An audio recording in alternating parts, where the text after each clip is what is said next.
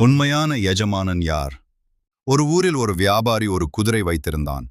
ஒரு நாள் அவன் சந்தைக்கு சென்றுவிட்டு திரும்பும்போது வழியில் ஒரு வழிப்போக்கன் நடக்க முடியாமல் கஷ்டப்படுவதை பார்த்தான். இரக்கப்பட்டு அந்த வழிப்போக்கனை தன் குதிரையின் பின்னால் ஏற்றிக்கொண்டான். ஊர் எல்லையை அடைந்ததும் வியாபாரி, "நண்பா, ஊர் வந்துவிட்டது, நீ இறங்கிக்கொள்" என்றான். ஆனால் அந்த வழிப்போக்கன் இறங்க மறுத்துவிட்டான். "இந்த குதிரை என்னுடையது, நீதான் என்னிடம் லிஃப்ட் கேட்டாய், இப்போது என்னை இறங்கச் சொல்கிறாயா?" என்று சத்தம் போட்டான். வியாபாரி அதிர்ச்சி அடைந்தார். இருவரும் சண்டையிட்டு நீதிபதி மரியாதை ராமனிடம் சென்றனர். மரியாதை ராமனின் தந்திரம் இருவர் சொல்வதையும் கேட்ட நீதிபதி, "சரி, குதிரையை இன்று இரவு லாயத்திலேயே கட்டி வையுங்கள். நாளை காலை வந்து உங்கள் குதிரையை அடையாளம் காட்டச் சொல்கிறேன். யார் சரியாக அடையாளம் காட்டுகிறீர்களோ அவரே அதன் உரிமையாளர்" என்றார். மறுநாள் காலை வியாபாரியும் அந்த வழிப்போக்கனும் வந்தனர்.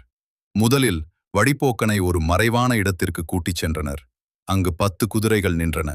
அவன் தனக்கு தெரிந்த ஒரு குதிரையை சுட்டிக்காட்டினான். அடுத்து வியாபாரியை அழைத்தனர். அவரும் சரியாக தன் குதிரையை அடையாளம் காட்டினார். நீதிபதி உடனே தீர்ப்பு வழங்கினார். இந்த குதிரை வியாபாரிக்கு சொந்தமானது. அந்த வழிப்போக்கனுக்கு தண்டனை வழங்கப்பட வேண்டும். ரகசியம் என்ன? வியாபாரிக்கும் வழிப்போக்கனுக்கும் ஒரே சந்தேகம். நாங்கள் இருவருமே குதிரையை சரியாக அடையாளம் காட்டினோமே, பின் எப்படி நான் உண்மையான உரிமையாளர் என்று கண்டுபிடித்தீர்கள் என்று வியாபாரி கேட்டார். நீதிபதி சிரித்துக்கொண்டே சொன்னார், "நான் பார்த்தது நீங்கள் குதிரையை அடையாளம் காட்டுகிறீர்களா என்பதை அல்ல, குதிரை உங்களை அடையாளம் காட்டுகிறதா என்பதைத்தான்." வழிப்போக்கன் அருகில் சென்றபோது குதிரை எந்த உணர்ச்சியும் காட்டவில்லை.